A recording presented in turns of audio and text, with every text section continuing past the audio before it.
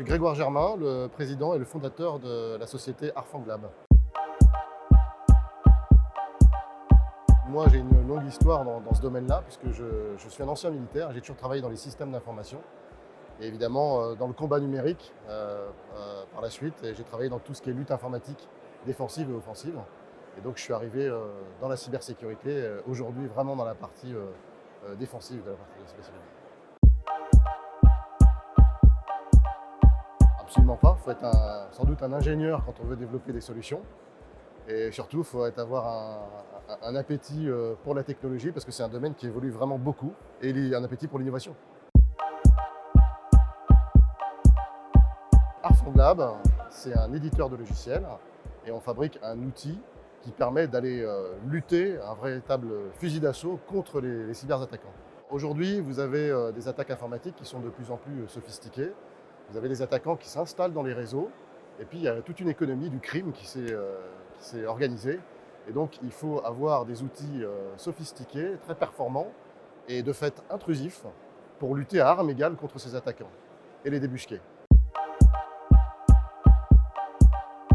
Les responsables de la sécurité des systèmes d'information sont face à ces menaces qui traversent les barrières mises en place, les barrières naturelles comme sont les antivirus, les firewalls, qui sont absolument nécessaires, mais qui doivent être complétés par des outils plus pointus.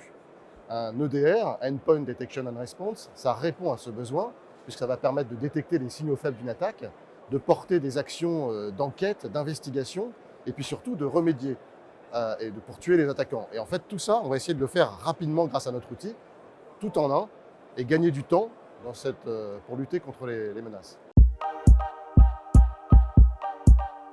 Ce que je remarque, moi, c'est que les RSSI, et notamment à la suite de la loi de programmation militaire qui a désigné maintenant des organismes d'importance vitale, ils sont très sensibles à ce côté confiance et on prend effectivement conscience qu'il y a de l'espionnage de plus en plus industrialisé en quelque sorte. Il faut se parer contre ces menaces et donc je trouve que les dirigeants et les RSSI ont de plus en plus conscience de l'importance de conserver une certaine souveraineté dans leurs outils. Je ne vais pas me prononcer sur une question aussi philosophique, mais je pense que oui, il y aura toujours besoin d'humains. C'est un peu la même problématique qu'avec les voitures. Si vous voulez, on peut se poser la question, est-ce qu'on aura besoin d'un chauffeur dans une voiture? Je pense que dans un bus de transport scolaire, il y aura toujours un chauffeur. Ça passe aussi par de la discussion, je pense notamment aux enfants, de la discussion et de l'instruction comme on apprend les choses de la vie à tous nos enfants.